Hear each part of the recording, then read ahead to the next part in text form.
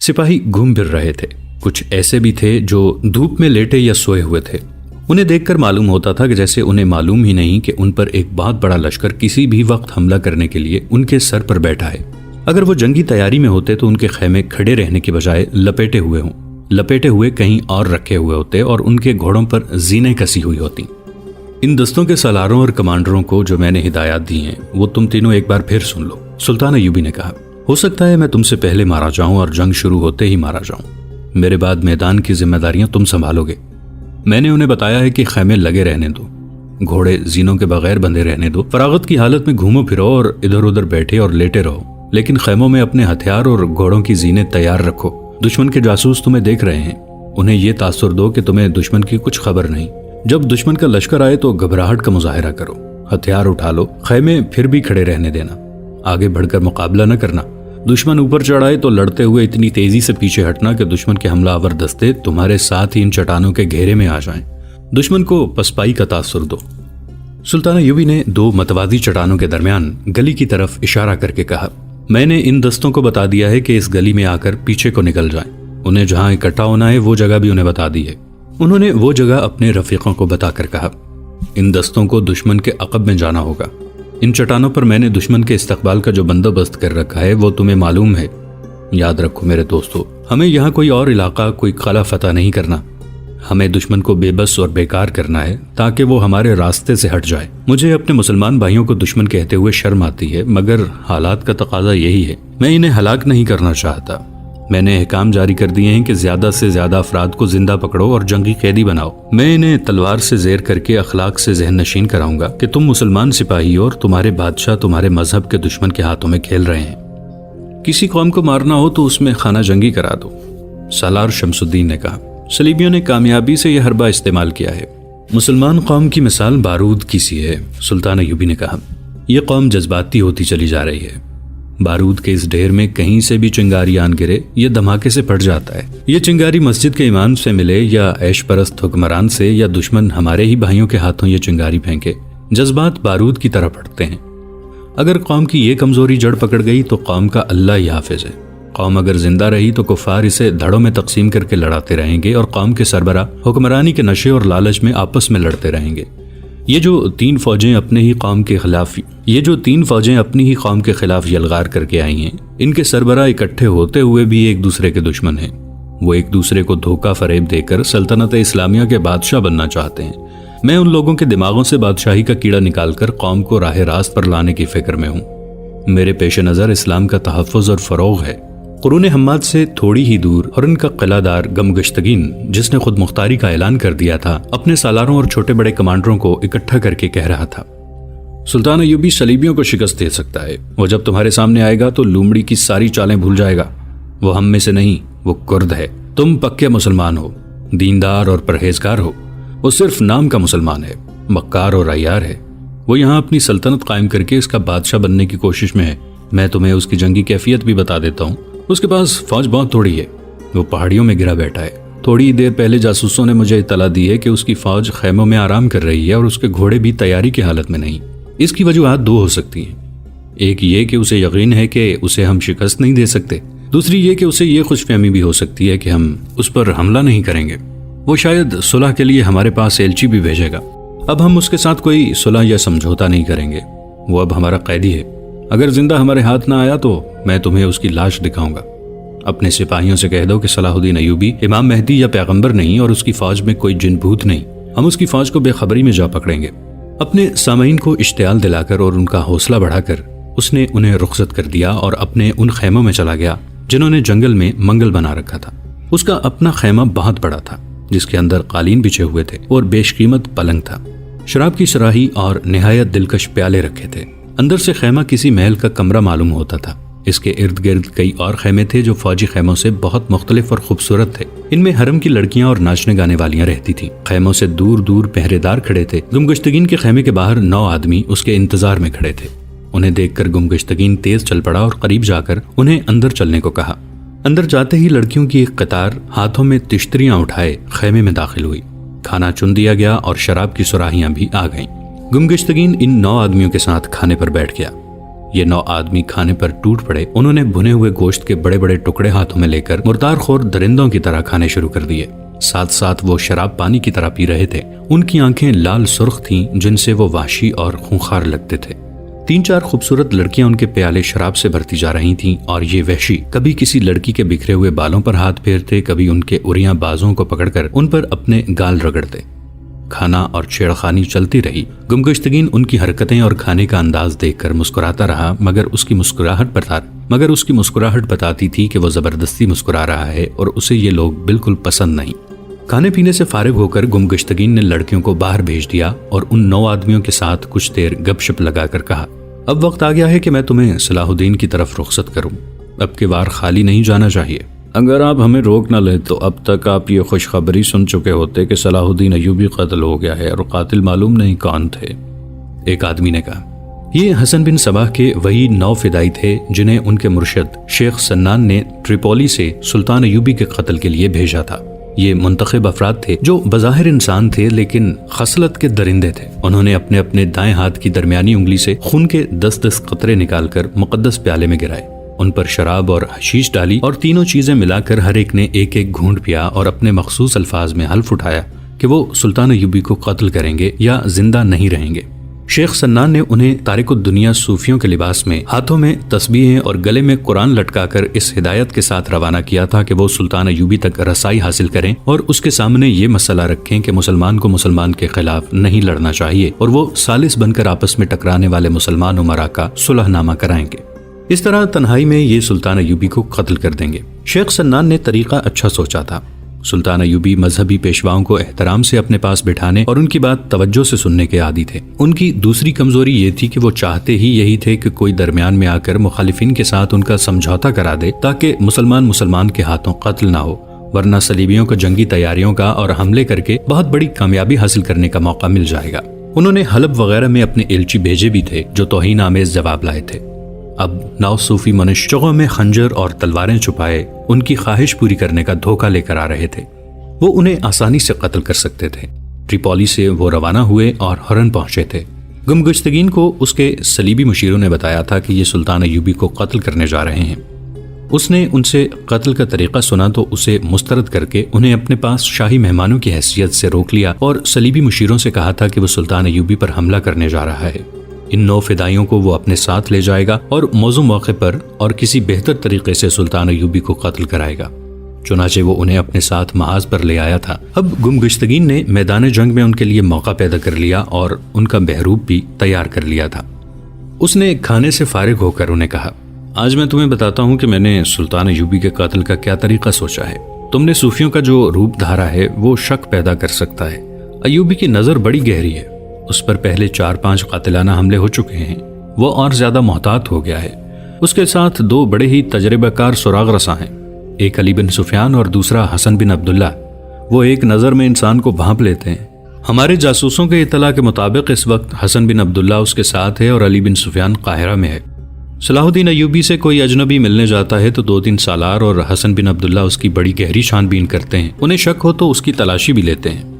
ایوبی یا حسن بن عبداللہ کو یہ خیال آ سکتا ہے کہ یہ چپقلش تو کئی مہینوں سے چل رہی ہے، تمہیں صلح نامے کا خیال آج کیسے آیا ہے؟ ایوبی یہ بھی پوچھ سکتا ہے کہ تم کہاں کے مذہبی پیشوا ہو اور کوئی ایسا سوال پوچھ سکتا ہے جس کا تم لوگ جواب نہ دے سکو، یا ایسا جواب دو جو تمہیں بے نقاب کر دے۔ وہ خود عالم ہے، مذہب اور تاریخ کا اس کا گہرا مطالعہ ہے۔ اس کے علاوہ تمہارے چہروں پر داڑھیوں کے سوا صوفیوں والی کوئی نشانی نظر نہیں آتی۔ تم میں سے 4 کی داڑھیاں ابھی چھوٹی ہیں جن سے پتہ چلتا ہے کہ 1 مہینے سے بڑھائی گئی ہیں۔ تمہاری آنکھوں میں حشیش اور شراب کا نشہ چڑھا ہوا ہے، مجھے ان چیزوں پر پاکیزگی کا شائبہ تک نظر نہیں آتا۔ ان 9 میں سے کسی نے بھی برا نہ مانا۔ ان کے سرغنہ نے کہا، مجھے آپ کی ہر ایک بات سے اتفاق ہے۔ اگر صلاح الدین ایوبی نے ہمیں صوفی یا امام سمجھ کر عزت سے اپنے خیمے میں بٹھا لیا اور کچھ کھانے پینے کے لیے ہمارے آگے رکھ دیا تو میرے یہ دوست ٹوٹ پڑیں گے۔ ہم میں سے کسی کو بھی علم نہیں کہ امام اور خطیب کھاتے کس طرح ہیں۔ آپ نے کیا طریقہ سوچا ہے؟ نہایت سہل اور بے خطر، گمگشتگین نے کہا۔ میں تمہیں صلاح الدین ایوبی کے رضاکار محافظ بنا کر قرون حماد بھیج رہا ہوں۔ اس کے محافظ گہری چھان بین کے بعد منتخب کیا جاتے ہیں، ان کے خاندانوں کی بھی جانچ پڑتال ہوتی ہے، اس لیے یہ ناممکن ہے کہ تم جاتے ہی اس کے محافظ دستے میں شامل ہو جاؤ گے۔ میں نے ایک طریقہ سوچا ہے جو مجھے امید ہے کامیاب ہوگا۔ جاسوسوں نے بتایا ہے کہ دمشق کے لوگوں میں ہمارے خلاف اور صلاح الدین کے حق میں اتنا جوش اور جذبہ پایا جاتا ہے کہ وہ رضاکارانہ طور پر محاذ پر آ رہے ہیں۔ وہاں جسے دیکھو تیغ زنی اور تیر اندازی کی مشق کر رہا ہے۔ مجھے معلوم ہوا ہے کہ ایوبی ان رضاکاروں کو باقاعدہ فوج میں تو نہیں رکھتا، دوسرے کاموں میں رکھ لیتا ہے۔ میں اس فضا سے فائدہ اٹھا رہا ہوں۔ اس نے الگ رکھا ہوا لکڑی کا ایک باکس کھولا، اس میں کپڑے تھے۔ اس نے فدائیوں سے کہا، تم سب یہ لباس پہن کر صلاح الدین ایوبی کے پاس جاؤ گے، یہ اس کے محافظ دستے کا مخصوص لباس ہے۔ تم میں سے ایک آدمی کے ہاتھ میں ایوبی کا جھنڈا ہوگا، باقی 8 کی برچیوں کے ساتھ اس کی فوج کی جھنڈیاں ہوں گی۔ تم سیدھے ایوبی کے پاس جاؤ گے، تمہیں روک لیا جائے گا، اس تک پہنچنے نہیں دیا جائے گا۔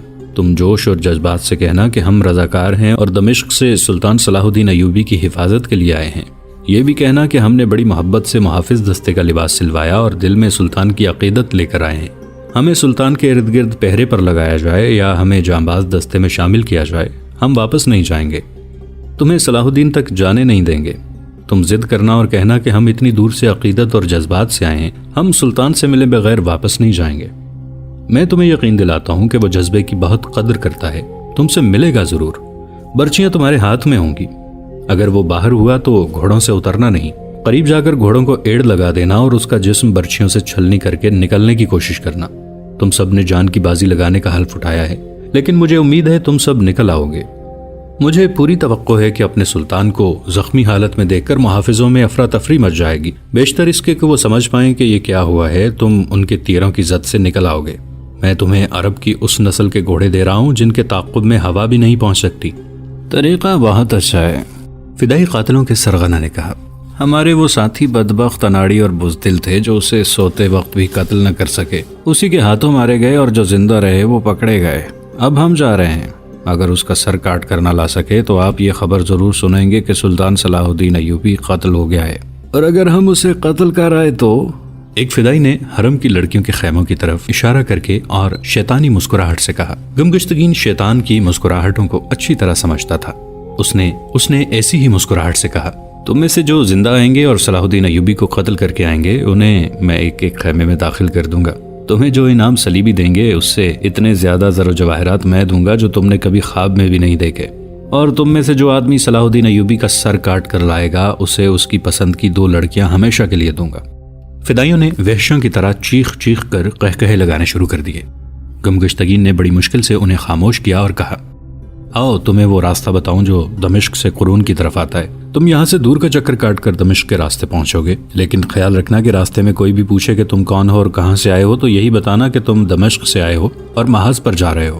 راستے میں تمہیں صلاح الدین ایوبی کے جاسوس اور چھاپا مار ملیں گے، تمہیں آج ہی رات روانہ ہونا ہے۔ آج ہی رات؟ ایک فدائی نے پوچھا، کل دن کو نہ جائیں؟ اتنا وقت نہیں، گمگشتگین نے جواب دیا، تمہارا چکر بہت لمبا ہے، 2 دنوں بعد منزل پر پہنچو گے۔ گھوڑوں کو آرام دیتے جانا ورنہ تھکے ہوئے گھوڑوں سے وہاں سے بھاگنا دشوار ہو جائے گا۔ گمگشتگین نے باکس سے کپڑے نکال کر انہیں کہا کہ یہیں پہن لو۔ اس نے دربان سے کہا کہ وہ 9 گھوڑے لے آؤ جو میں نے الگ رکھوا رکھے ہیں۔ آدھی رات کے بعد 9 گھڑ سوار گمگشتگین کے کیمپ سے دور اس سمت جا رہے تھے جدھر دمشق سے قرون حماد کو راستہ جاتا تھا۔ اگلے گھوڑ سوار کے پاس سلطان ایوبی کا جھنڈا تھا اور باقی 8 کی برچیوں کی انیوں کے ساتھ چھوٹی چھوٹی جھنڈیاں بندھی تھیں۔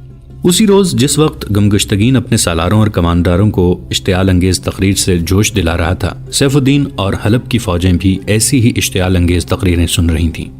حلب کا ایک سالار گھوڑے پر سوار اپنی فوج سے کہہ رہا تھا، یہ وہی صلاح الدین ہے جس نے حلب کا محاصرہ کیا تھا، تم نے اسی صلاح الدین کو اس کی اسی فوج کو حلب سے بھگایا تھا۔